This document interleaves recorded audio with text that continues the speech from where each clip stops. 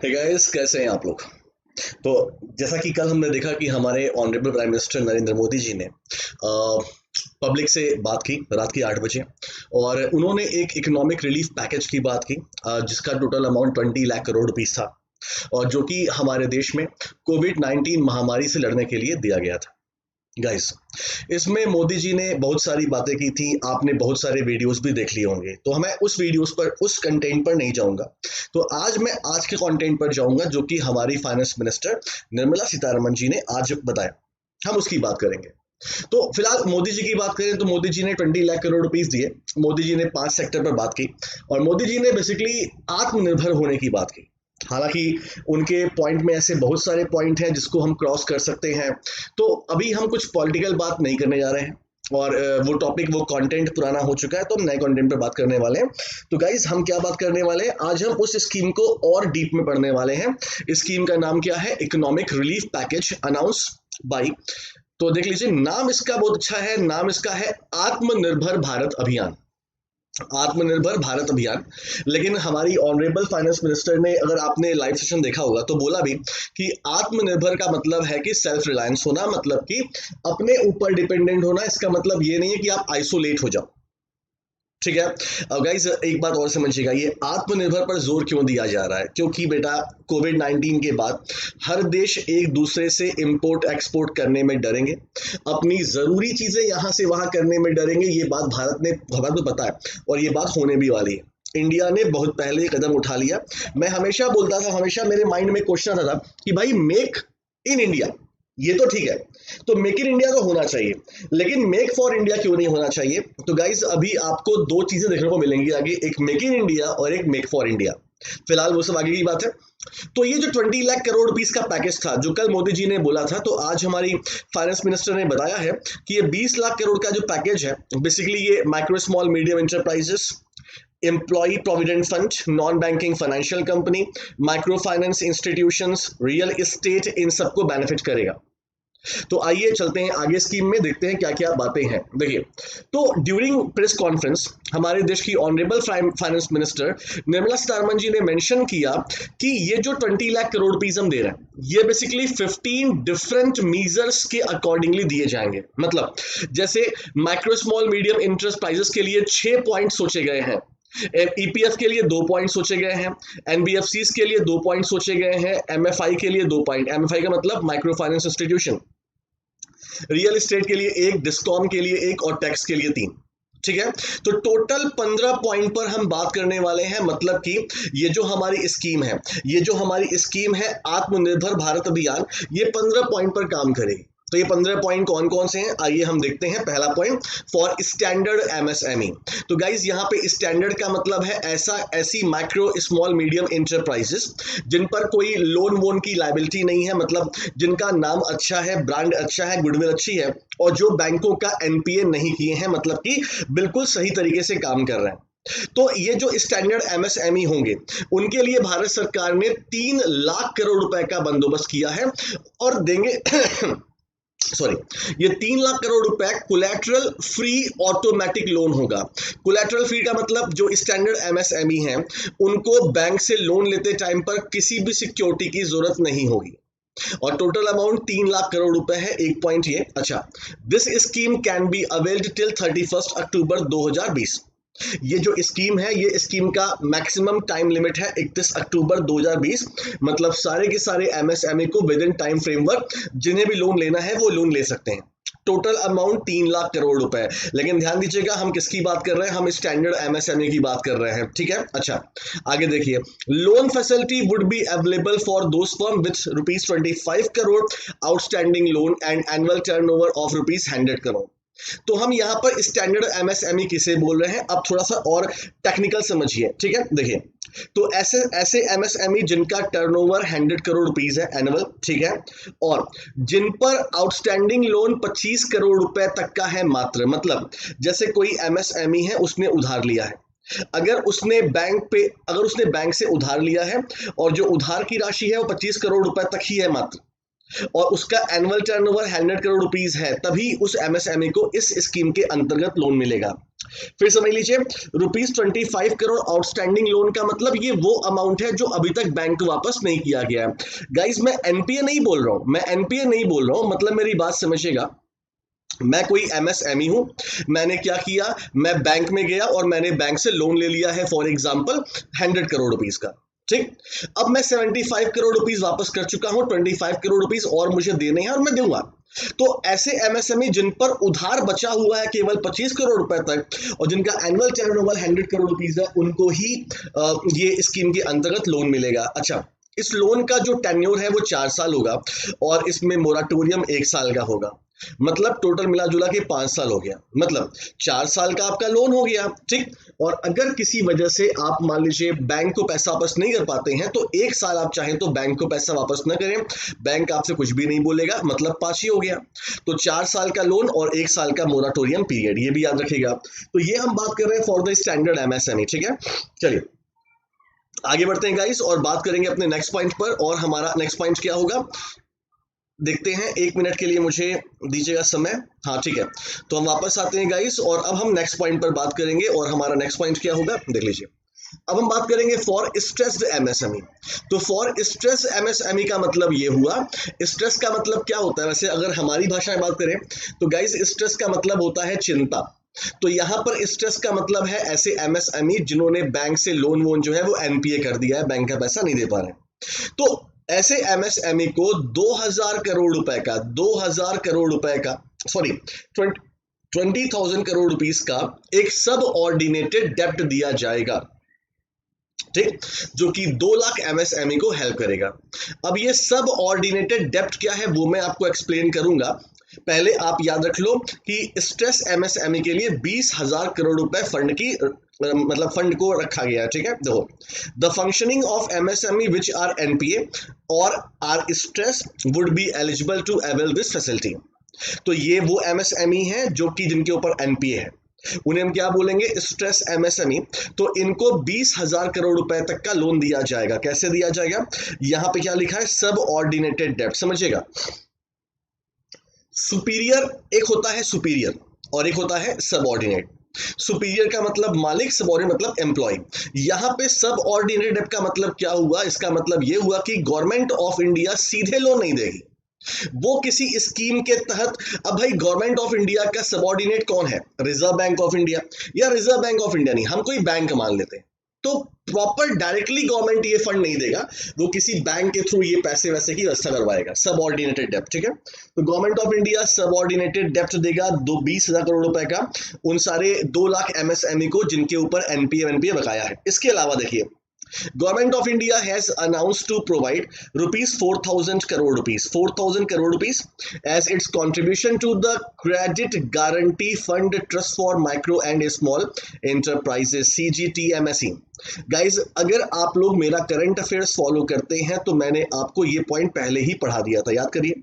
मैंने आपको बताया था कि ऐसे एमएसएमई, पहले तो आप ये समझिए, ये credit guarantee fund trust for micro and small enterprises क्या है।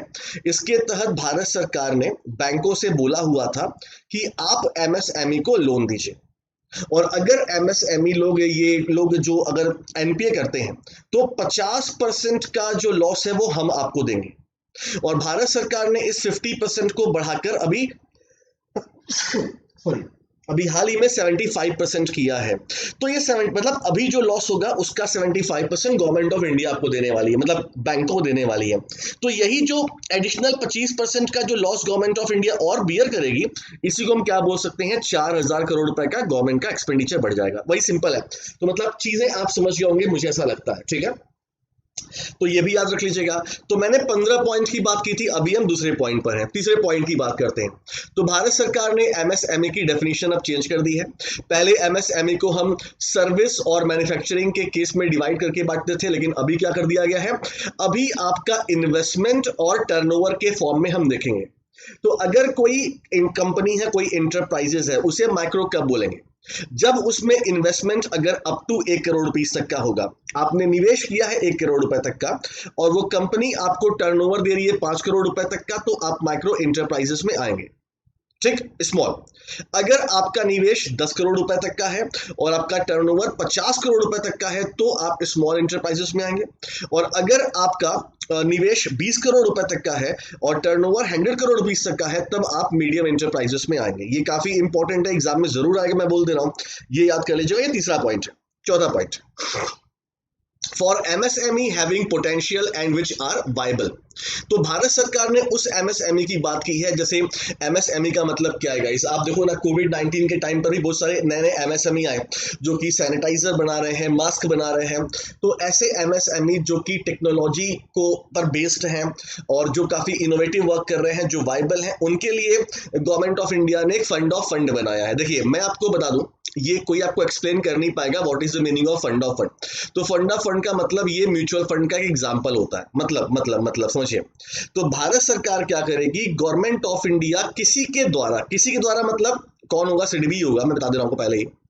सिडबी के द्वारा एक फंड ऑफ फंड मेंटेन करेगा, एफओएफ मेंटेन करेगा। मतलब कहने का मतलब इसमें आप पैसे, मतलब सिडबी क्या है, इन्वेस्टर से बोलेगी कि भैया इसमें पैसे लगाओ, आपको हम बेटर रिटर्न देंगे। अब इन्वेस्टर पैसा इसमें लगाएगा, इन्वेस्टर जो है पैसा इसमें लगाएगा और ये पैसा किसको जाएगा, ये पैसा एमएसएमई को जाएगा। ठीक है, फंड ऑफ फंड मतलब म्यूचुअल फंड होता है। तो fund of fund has been created to infuse equity of worth ₹50,000 crore in the MSME. मतलब 50,000 करोड़ रुपए का एक फंड ऑफ फंड बनाने की बात गवर्नमेंट ऑफ इंडिया ने बोली है। देखो मेरी बात ध्यान से सुनना। म्यूचुअल फंड में मतलब क्या होता है, म्यूचुअल फंड का मतलब होता है कि एक प्रॉपर एक म्यूचुअल फंड स्कीम होती है जिसमें हम लोग पैसा लगाते हैं, हमारा पैसा लगता है और फिर हमें रिटर्न मिलता है। तो बस फंड ऑफ फंड इसका थोड़ा सा और बड़ा रूप मान लीजिए आप। इसमें क्या होता है, इसमें जैसे कि अगर हम एमएसएमई की बात करेंगे तो जरूर सिडबी का नाम सामने आएगा। तो सिडबी क्या करेगा बेटा, तो सिडबी एक फंड बनाएगा, एक बड़ा फंड बनाएगा। इस फंड में निवेश करने वाले कौन होंगे, इस फंड में हम लोग निवेश नहीं करेंगे, state government, Asian development bank, world bank, ये लोग निवेश करते हैं। और ये पैसा जो आएगा वो सीधे किसको जाएगा, एमएसएमई को जाएगा। ठीक है, समझ लीजिए, यही होता है फंड ऑफ फंड का मतलब। थोड़ा सा म्यूचुअल फंड का और ब्रॉड कॉन्सेप्ट होता है। ठीक है, तो ये हमारा हो गया 50,000 करोड़ रुपए फंड ऑफ फंड, याद रख लीजिएगा। चौथा पॉइंट। आइए पांचवें पॉइंट की बात करते हैं। इसके अलावा अगर हम बात करें तो यहां पर ग्लोबल टेंडरिंग की बात भी हुई है। For government procurement tender up to ₹200 crore will no longer be on global tender root.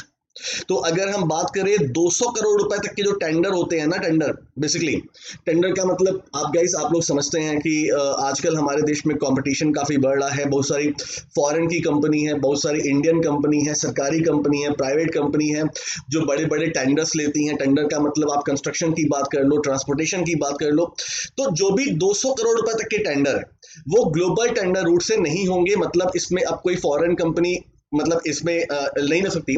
इसमें केवल मौका किसे मिलेगा, इंडियन कंपनी को मिलेगा। और इंडियन कंपनी में बेसिकली हम माइक्रो स्मॉल मीडियम इंटरप्राइजेस की बात करेंगे। हाँ, इससे बड़ा टेंडर जो है वो ग्लोबल टेंडर रूट से आएगा। मतलब उसमें फॉरेन कंपनी पार्टिसिपेट कर सकती हैं, लेकिन 200 करोड़ रुपए तक के टेंडर में अब केवल इंडियन कंपनी ही पार्टिसिपेट करेंगी। तो एक पॉइंट हमने आपको ये बता दिया। ठीक है, नेक्स्ट पॉइंट।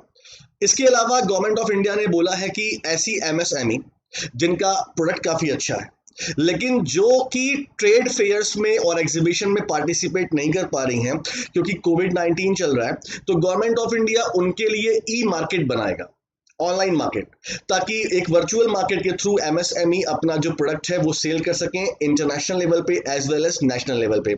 ये भी याद रखिएगा, ये भी बहुत अच्छा पॉइंट है। ठीक है, छठवां पॉइंट, सातवां पॉइंट। गाइस हम ईपीएफ की बात करेंगे। ये ईपीएफ क्या होता है, आपके माइंड में क्वेश्चन आ रहा होगा। तो गाइस जब आप जॉब करते हैं ना तो आपके सैलरी से एक अमाउंट डिडक्ट होता है जिसे आप लोग पीएफ बोलते हैं, प्रोविडेंट फंड, वही है एम्प्लॉय प्रोविडेंट फंड। देखिए, तो भारत सरकार ने क्या बोला है, भारत सरकार ने बोला है, देखिए आपको पता है गाइस कि जो आपका पीएफ या ईपीएफ होता है उसमें एम्प्लॉयर और एम्प्लॉय दोनों कंट्रीब्यूशन होता है। मतलब एम्प्लॉय मतलब अगर हम लोग जॉब करते हैं तो हमको भी कंट्रीब्यूशन देना पड़ता है। तो गवर्नमेंट ऑफ इंडिया ने बोल दिया है कि अगस्त तक आपको, मतलब हम लोगों को कंट्रीब्यूशन देने की जरूरत नहीं है, हमारा कंट्रीब्यूशन गवर्नमेंट ऑफ इंडिया ही देगा अगस्त तक। और इसके लिए गवर्नमेंट ऑफ इंडिया को 2500 करोड़ रुपए देने पड़ेंगे। मतलब ये एक्सपेंडिचर है गवर्नमेंट के ऊपर, जो कि सीधे सीधे 72.22 लाख एम्प्लॉय के लिए राहत की बात है। एक बात, ठीक। दूसरी बात, इसके बाद क्या बोला गया है, इसके बाद ये बोला गया है कि वैसे भी जो कंट्रीब्यूशन 12% था उसे गवर्नमेंट कम करके 10% कर चुकी है। हालांकि मतलब एक बात समझिएगा, मतलब समझिएगा कि जो आपका 12% था कंट्रीब्यूशन, इससे गवर्नमेंट ने ऑलरेडी 10% कर दिया है। हालांकि ये भी 10 गवर्नमेंट ही दे रही है। तो अगस्त के बाद अगर गवर्नमेंट आपका मतलब ये पे नहीं भी करेगी तो आपको 10% का ही कंट्रीब्यूशन देना है। हालांकि अगर देखा जाए तो जो आपके ये स्टेट लेवल जो सरकार, स्टेट सरकार मतलब राज्य सरकार के जो कंपनी में लोग काम करते हैं, या या फिर सेंट्रल पब्लिक सेक्टर इंटरप्राइजेस, मतलब जैसे जो हमारे देश की बड़ी बड़ी कंपनीज हैं जैसे BHEL है, NTPC है, उसमें तो 12% ही देना है। हालांकि ये सब आपके इतने डीप में पढ़ने की जरूरत नहीं है आपको, आप बस इतना समझिए कि गवर्नमेंट ऑफ इंडिया ने EPF कंट्रीब्यूशन जो है उसे अगस्त तक फ्री कर दिया है और वो पेड करेगी government of India, would paid by government of India. ठीक है, तो ये याद रखिएगा। और अगर मान लीजिए आपसे रेट पूछा जाएगा तो आप बोल देना 10%, 12 था 10% कर दिया गया है। ठीक है, 8वां point, for non banking financial company, for housing finance company and micro finance company. Housing finance company का मतलब ऐसी कंपनी जो कि होम लोन प्रोवाइड करती है। माइक्रो फाइनेंस कंपनी का मतलब ऐसी कंपनी जो छोटे छोटे लोन प्रोवाइड करती है। और NBFC का मतलब जैसे मुथूट फाइनेंस, ये सब कंपनियां हो गई।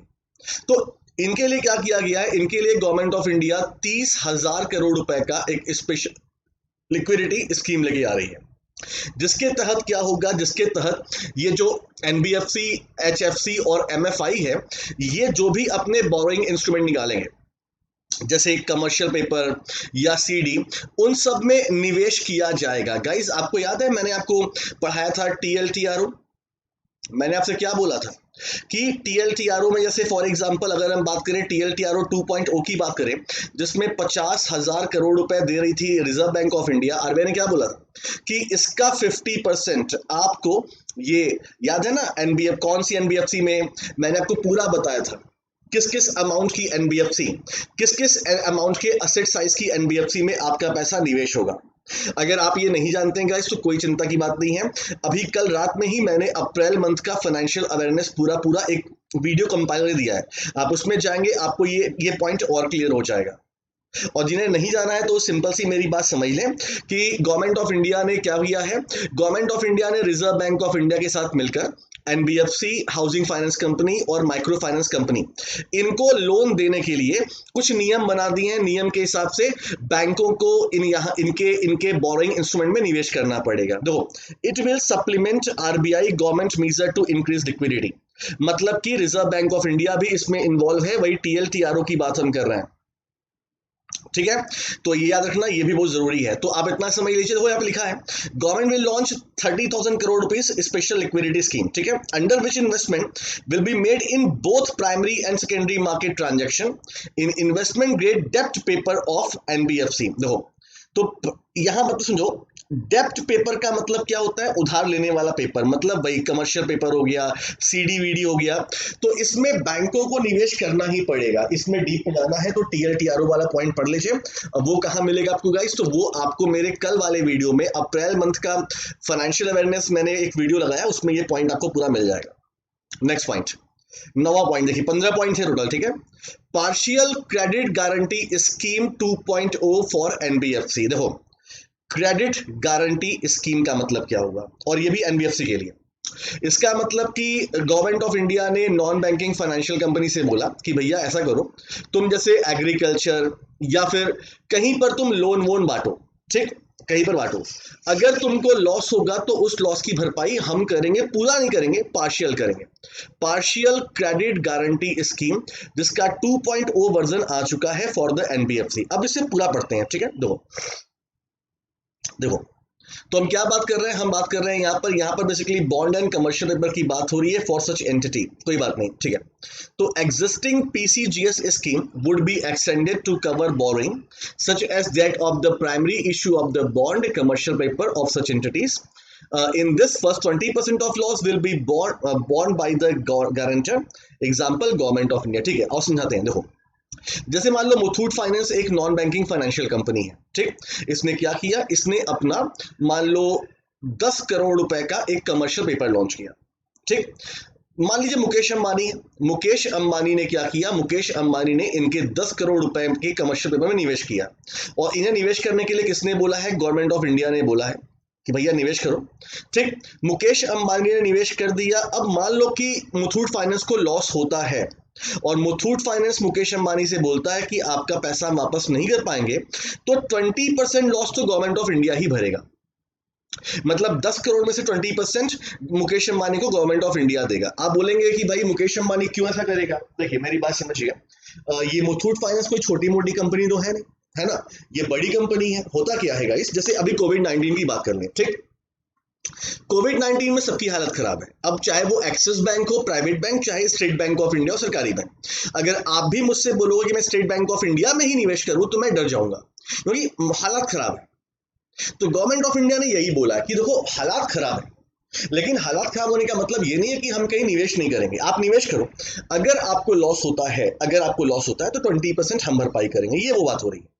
तो एनबीएफसीज के लिए पार्शियल क्रेडिट गारंटी स्कीम आई है, जिसके तहत अगर किसी एनबीएफसी ने किसी बैंक या किसी इन्वेस्टर से उधार लिया है थ्रू बॉन्ड और कमर्शियल पेपर, और अगर इस एनबीएफसी को लॉस होता है तो जो इन्वेस्टर होंगे उनको 20% गवर्नमेंट ऑफ इंडिया बियर करेगी। तो इससे क्या फायदा होगा, इससे निवेश बढ़ेगा, और निवेश बढ़ेगा हमारे देश में नियर अबाउट 45,000 करोड़ रुपए। मतलब कि ये जो बिजनेसमैन है, बैंक्स हैं, कंपनीज हैं, ये इतना पैसा नॉन बैंकिंग फाइनेंशियल कंपनी में इन्वेस्ट कर सकते हैं। ये मतलब है इसका। एक्सपेक्टेड टू रिजल्ट लिखा है ना। चलो आगे बढ़ते हैं। 10वां पॉइंट, अनाउंसमेंट फॉर डिस्कॉम। तो गाइस डिस्कॉम का मतलब क्या होता है, पावर डिस्ट्रीब्यूशन कंपनीज, डिस्कॉम की हम बात कर रहे हैं। तो आपको पता है गाइस कि जब से मोदी गवर्नमेंट आई है, मतलब मोदी गवर्नमेंट के पहले क्या होता था, हमारे, जैसे मैं यूपी की बात कर लेता हूँ गाइस, हमारे स्टेट में लाइफ की बड़ी खराब कंडीशन थी। खराब कंडीशन क्यों थी? बिकॉज सरकारी काम में बहुत सारी लेट लतीफी, फिदाशाही, और सारे ये जो डिपार्टमेंट थे लोन वोन लेकर बिल्कुल लॉस में थे। फिर मोदी गवर्नमेंट डिस्कॉम लेकर आई।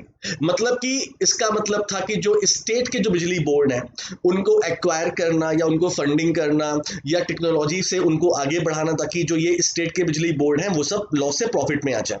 ठीक, तो इनके लिए क्या हुआ है, इनके लिए 90,000 करोड़ रुपए का एक फंड दिया जाएगा, ताकि ये डिस्कॉम जो मतलब डिस्कॉम जो मेन कंपनी है, जो स्टेट पावर बोर्ड को प्रॉफिट कमाने के लिए या उनको लॉस से निकालने के लिए काम करती है, तो उससे ये लॉस में निकालने काम करें, क्योंकि बिजली बहुत जरूरी है, और बिजली जरूरी है, सस्ते रेट पर मिलना चाहिए ये एमएसएमई को या किसी इंडस्ट्रीज को। तो ये फोकस, ये बहुत दूर की सोच है, ये काफी दूर की सोच है। ये सोच ये है कि मतलब हमारे स्टेट जो बोर्ड है, क्योंकि स्टेट बोर्ड पर सेंट्रल गवर्नमेंट का सीधे अधिकार नहीं होता, तो उनको प्रॉफिट में लाया जाए और वो सस्ते रेट पर बिजली पैदा करें, ताकि हमारे देश में इंडस्ट्रीज, बिजनेसमैन को सस्ते रेट पर बिजनेस मिले। ठीक है, मतलब वो बिजली मिले। आगे बढ़ते हैं। 11वां पॉइंट, अनाउंसमेंट फॉर कॉन्ट्रैक्टर, जो ठेकेदार होते हैं गाइस। तो भारत सरकार ने बोला है कि ऐसे कॉन्ट्रैक्टर जो कि रेलवे में, रोड में या टनल में या कहीं पर काम कर रहे हैं, तो उनको 6 महीने का और एक्सटेंशन दिया जाएगा इन कॉन्ट्रैक्टर्स को। तो all government of India agencies such as railway, roadways, tunnel या ब्रिज, कुछ भी जो बन रहा है, तो वो जो कॉन्ट्रैक्टर है 6 महीने का उन्हें एक्सटेंशन दिया जाएगा। 12वां point, announcement for tax payer. I think, हाँ ठीक है, 12वां point, announcement for tax payer. तो फाइनेंस मिनिस्टर ने क्या बोला है? फाइनेंस मिनिस्टर ने बोला है कि जो आईटी रिटर्न का ड्यू डेट है उसको 31 जुलाई से एक्सटेंड करके 30 नवंबर 2020 तक कर दिया जाएगा। मतलब मैं आपको बताऊं, जैसे गाइस 2019-20 बीता, तो हम लोग क्या करते हैं बेटा, हम लोग ये अपना वो करते हैं ना, इसमें अपना टैक्स वैक्स कटवाते हैं, और फिर हम क्या करते हैं, अपना आईटी रिटर्न गवर्नमेंट को जमा करते हैं। तो उसकी लास्ट डेट जो होती है वो जुलाई तक ही होती है, 31 जुलाई। तो गवर्नमेंट ऑफ इंडिया ने पहले ही इसे नवंबर एक्सटेंड कर दिया है। ठीक है, और जो ये प्राइवेट कंपनीज हैं या गवर्नमेंट की भी कंपनीज हैं, उसमें सेंट्रल गवर्नमेंट टैक्स ऑडिट कराती है। तो ये सब जो ऑडिट है वो 31 अक्टूबर 2020 तक होता है। मैं आपको एग्जांपल देता हूँ। जब हम लोग इसके पहले एक कंपनी में थे मुंबई में, आप लोग जानते हैं, तो वहां पर क्या था, जब हम लोगों ने आईटी रिटर्न फाइल किया ना, तो ऑडिट के लिए लोग आते हैं, वो पूरा ऑडिट करते हैं, ऑडिट करने के बाद वो आगे बढ़ाते हैं हमारी फाइल को। तो ये वही बात हो रही है, ऑडिट के लिए 31 अक्टूबर डेट कर दी गई है, और ये जो आईटी रिटर्न है उसके लिए नवंबर 30, याद रखिएगा। ठीक है, अच्छा और देख लीजिए, द विवाद से विश्वास डेडलाइन जो स्कीम है, इसको 31 दिसंबर 2020 तक पोस्टपोन कर दिया गया है। ये सब डेट आप हल्के में ले नहीं सकते गाइस, आपके एग्जाम में सीधा क्वेश्चन आएगा। कि विवाद से विश्वास स्कीम को कब तक के लिए पोस्टपोन कर दिया गया है, तो 31 दिसंबर 2020। इनका आईटी रिटर्न के लिए डेट क्या हो गई है अब, तो नवंबर 30 2020। ये सब याद करना पड़ेगा आपको, यही सब एग्जाम में क्वेश्चन आते हैं।